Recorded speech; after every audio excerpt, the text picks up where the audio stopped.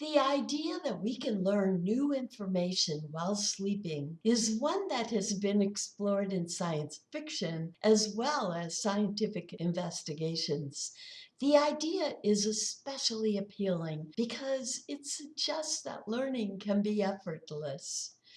Research has mostly shown no effects and occasionally very limited and weak effects.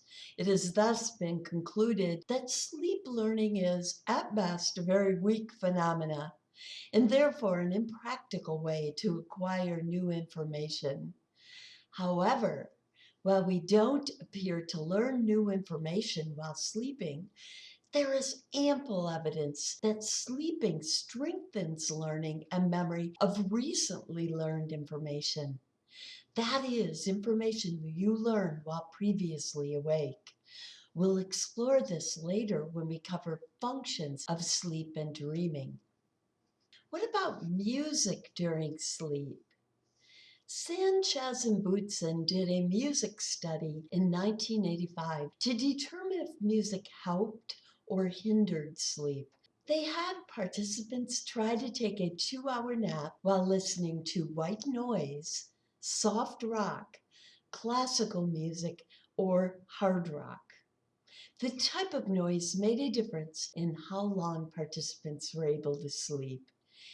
As you might have guessed, those who slept the longest, 103 minutes on average, were those listening to white noise, in other words, no music, followed by classical music, 69 and a half minutes, then soft rock, 38 minutes, and the least sleep came with hard rock, 5.4 minutes. What about yawning? Yawning is an involuntary, slow, deep breath accompanied by wide gaping at the mouth and is found in all mammals and possibly all vertebrates. Once started, it cannot be stopped, but it can be stifled.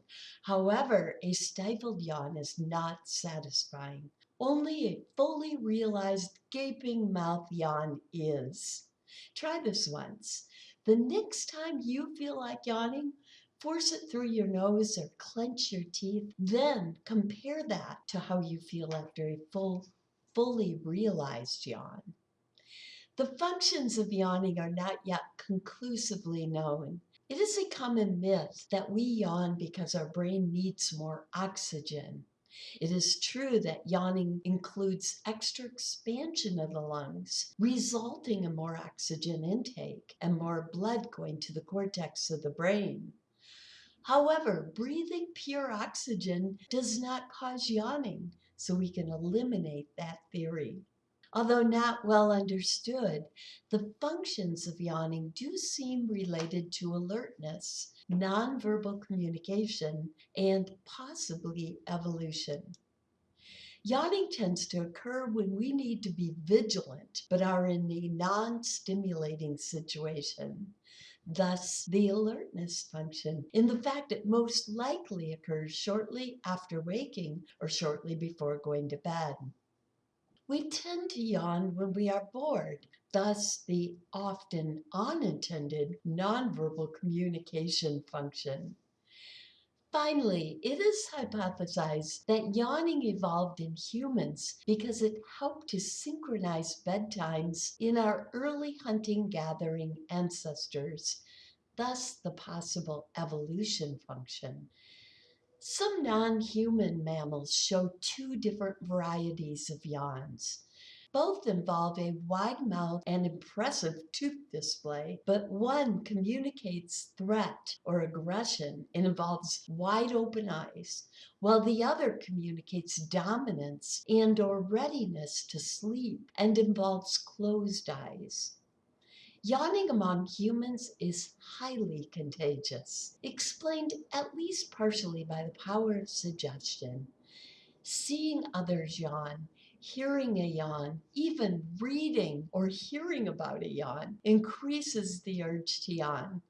And that is precisely why I placed this yawning question at the very end of this lecture. Are you yawning yet? This concludes our lecture on sleep variations and other sleep phenomena, and concludes the first quarter of this class. Our next lecture after exam 1 will focus on the sleeping brain. We will be posting some totally free tips for studying for your exam on Blackboard. We wish you the best on your first exam, so be sure to look for them. And congratulations for completing the first quarter of this class.